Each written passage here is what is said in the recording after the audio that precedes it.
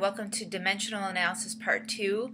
My name is Dr. English, and today we are going to be looking at one-unit conversions. So in this tutorial, what we're going to focus on is a review of dimensional analysis and conversion factors one more time. We're going to look at where does the problem start? How do you set up one of these problems?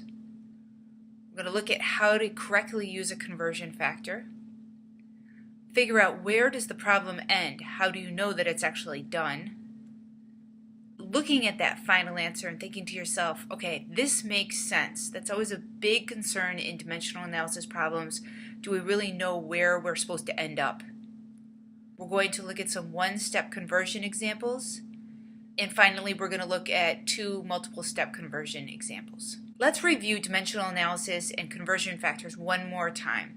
The definition of dimensional analysis right here, is a mathematical method that converts a given quantity and unit of measurement into a different unit of measurement. So we're going from one unit of measurement to a different unit of measurement. A conversion factor is what we're going to use to actually accomplish this. So a conversion factor is a numerical ratio that uses two equivalent quantities labeled with different units. We're going to talk about some examples of those in a moment. Finally, we're going to remember, very, very important, that conversion factors can be inverted because the conversion factors themselves are equal to 1. So where does the problem start? Let's look at an example. The example asks us to convert 0.541 kilograms into grams. So if I was to look at this, I would say this is the only number that's given to me, and the unit that accompanies it is the kilogram. So this is my given. What I want is to convert this into grams. So I have a given, and then I have what I want to end up with. Step 1, identify the known quantity. Again, there's going to be one number given to you. That's your known quantity. And the accompanying unit from the original word problem. Step 2 is to draw a multiplication sign and a line after writing the known quantity. Now again, like I've said in many of my videos, your teacher might have a specific way that they want you to set up your dimensional analysis problems. Fantastic! I'm sure it works. This is just another way of how to set up these problems, and pretty much we're all doing the same thing. Do what works for you. So if I was to set this up, I would write down my given, which is 0.541 kilograms, and then I'm going to write a multiplication sign and a line. And I'm going to stop there because that's really the first beginning part that's so incredibly critical. This writing of the number correctly, labeling it correctly, the multiplication sign and the line, because this line right here is going to basically set up the ratio that I'm going to be using. We have our example here. We need to figure out what conversion factor that we're going to use. In Regents Chemistry, on your reference table, there's Table C. And Table C are selected prefixes that you need to be familiar with. I know for a fact that the most common prefixes that you're going to be using in class are kilo, centi, and milli. These are absolutely critical to know how to use and to really think about how they're represented. So kilo, a lot of times where I am, we think of the kilometer because my family and I go to Canada quite a bit. So we go from the United States, which is in miles, over to Canada, which is in kilometers, and we need to make that particular conversion. So kilo is 10 to the third, which basically means kilo represents 1,000 of something. If we look at centi, centi is represented as 10 to the negative 2. So if I was to put that into a decimal, that'd be 0.01 of something. And finally, milli. Milli is 10 to the negative 3, and that's represented as 0.001 of something. So kilo represents a number that is greater than 1, while centi and milli represent units that are less than 1. So when we look at this particular example, it says convert 0.541 kilograms, which is my given unit, into grams. So I look at the kilo here and I think to myself, okay, kilo means 1,000. Grams is a base unit. So 1 gram, another base unit is the meter, or another base unit is the liter. So I need to think about how many kilograms are in a gram. So the conversion unit that I'm going to use here is one of two, which is 1 kilogram is equal to 1,000 grams with the kilogram symbol on top and the gram on the bottom, or 1,000 grams on top and 1 kilogram on the bottom. The question now is, which one do I use? The one with the kilogram on top and the gram on the bottom, or the gram on top and the kilogram on the bottom? This all depends on what your given is. So if I take this example and I set it up, here is my given, and I start with kilograms. The mantra that I use with my classes is whatever unit you start with goes on the bottom of your ratio, because ultimately we want to cancel these units out. So if I'm given kilograms, kilograms will go on the bottom.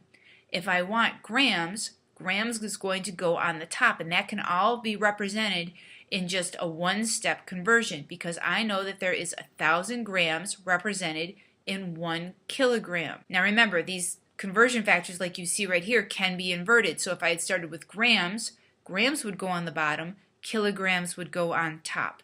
So you need to just pay really close attention to what unit are you starting with. Now where does the problem end? So we're still working with the same example.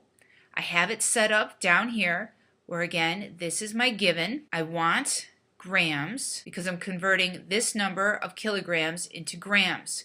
Now the number is going to be larger than 1. It's going to be larger than 1 because the kilo represents 1,000 of something. So if I start with kilograms, kilograms is going to be on the bottom. So step 4 is make sure you can cancel the appropriate units down and to the right. Down like this and to the right. So kilograms cancels kilograms because I know that anything over itself is equal to 1, so they cancel each other out. I'm left with grams, which is what I want, and then I can do the correct math. So step 5, complete the calculation using the proper math and the final unit. Label. Always make sure that you label. So if I do 0.541 times 1,000, I'll get 541 grams as my final answer right here. 541 grams. The unit that's on the top is what I'm ending with. My math makes sense. I'm good to go. The answer will make sense if you do the following. Have you written out the correct number and units? That's key. If you don't start with the right stuff, there's no way of fixing it. Always write down the correct number and the correct units. Did you draw the multiplication sign and the line after writing the known quantity? Don't skip steps. You need to be able to set stuff up in a ratio so that you can see that the units are going to cancel. Don't skip steps. Did you identify the correct conversion factors? This is key because if you have the wrong conversion factor or you have it inverted in the wrong way, it's not going to work. So whatever unit you start with has to go on the bottom. Whatever unit you want to end with has to go on top. Make sure that your conversion factor makes sense and that you've set it up correctly. Which basically leads into the next statement. Can you cancel the appropriate units down and to the right? Make sure you can cancel them down and to the right. Actively cancel those units out. And finally, where most students make mistakes is, did you use the proper math at the end? We multiply across, we divide down. And also make sure that you use the correct units. And again, look at it one more time. Does it make sense? You need to be able to look at these prefixes and understand what they mean, because if you don't, there's going to be issues. You really need to be able to visualize that. Let's look at some examples of one-step conversions. So the first one is to convert 2 meters into centimeters. I'm going to give you the conversion factor of 1 meter is equal to 100 centimeters. So when I set this up, I'm going to write down my given first. Always So 2.00 meters. I'm going to write my multiplication sign and a line. Now I'm starting with meters, which means that meters are going to go on the bottom and centimeters are going to go on the top. Then I look at my conversion unit. 1 meter is equal to 100 centimeters. I'm going to take those numbers and I'm going to match them up to the units and how I've arranged them here. So 1 meter on the bottom, 100 centimeters on the top, and then I'm going to cancel my units down and to the right. Meters cancel meters. 2.00 times 100 will give me 200 centimeters. And I know my answer is correct because this number right here, 200 centimeters, is larger than the original 2 meters that I started with, okay, because it's representing smaller units.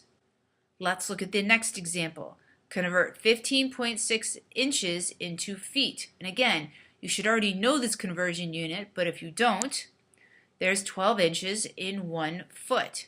I'm going to start out by writing down my given, 15.6 inches times multiplication sign. I'm starting with inches, so inches go on the bottom, feet go on the top. I look at my conversion unit. I see that there's 12 inches in 1 foot, so 12 inches on the bottom, 1 foot on top, and then I'm going to actively cancel my units.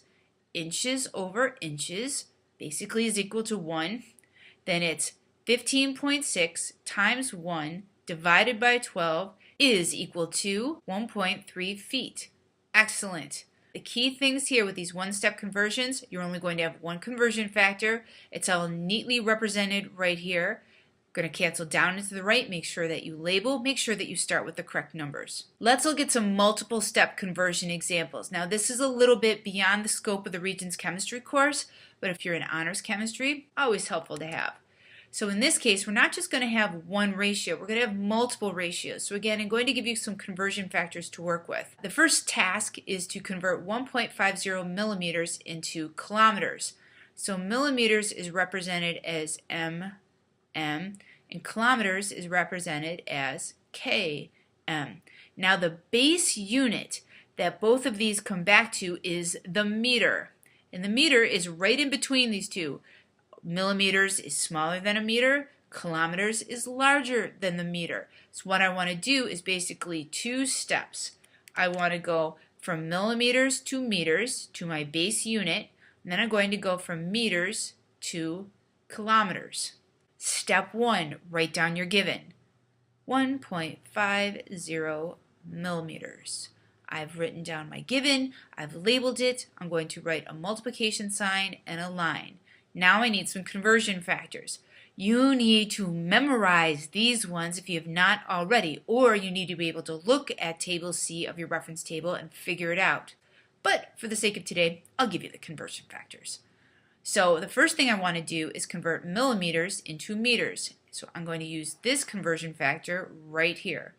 If I start with millimeters, I'm going to put millimeters on the bottom and meters on the top. 1 meter is equal to 1,000 millimeters. And again, I am on the right track if I can cancel down and to the right. Millimeters cancel meters, and if I was to stop right here, my answer would be in meters. And for some people, that's what they want to do. They don't want to do multiple step conversions. They want to do one conversion and get an answer, do the next part of the conversion, get their final answer, and be done. Fantastic, not a problem. Just make sure that you don't drop any numbers when you're doing a calculation or round too early. Personally, myself, I like doing it as one long conversion. So I'm going to put another multiplication sign and a line. Now I'm in meters. I need to get out of meters and into kilometers. So I'm going to put meters on the bottom and kilometers on top, and then I'm going to go to my conversion units, which is right here, and I know there are 1,000 meters in 1 kilometer, and then I'm going to put an equal sign. I know I have this set up correctly if I can cancel my units down and to the right. So meters cancel meters. I'm left with kilometers, which is what I want.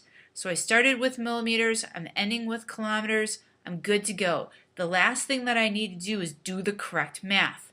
So it's going to be 1.50 times 1 times 1, enter into your calculator, divided by 1,000 times 1,000. And of course, if you're working with a graphing calculator, there's fancy things that you can do with parentheses, and yes, you can do this in all one major step.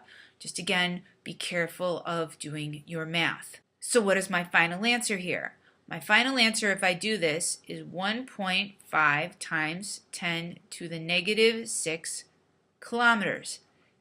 In my calculator, it comes out in scientific notation. It doesn't look exactly like this. It looks like this, an E 10 to the 6th, which if your teacher will accept that, that's fine, but that's something you've got to clarify with them. Personally, I'd rather see it in scientific notation represented like this with my students. Or if you don't want to do scientific notation and you want to do standard notation, it would be 0.1234515 km. And all's good in the world. So either of these answers is technically correct. You just need to clarify with your teacher which one they want you to use. Do they like scientific notation? Do they want standard? Will they accept the E? That's all key. Let's look at our last example. Convert 5 inches into meters. So I'm going to start with my given 5.00 inches, multiplication sign, and a line. Again, I need some conversion factors. So 1 inch is equal to 2.54 centimeters, and 100 centimeters is equal to 1 meters. So I'm starting in inches. So if I start with inches, inches goes on the bottom, and I'm going to convert that into centimeters. So I know that in 1 inch, there's 2.54 centimeters. So I'm going to put 2.54 centimeters on top and 1 inch on the bottom. And again, before I move on, I'm going to double check to make sure that my units so far are set up correctly. Inches cancel inches, and I'm good to go. So if I was to stop the problem here, I'd be in centimeters, but I don't want to be in centimeters. I want to be in meters. So I'm going to do another step.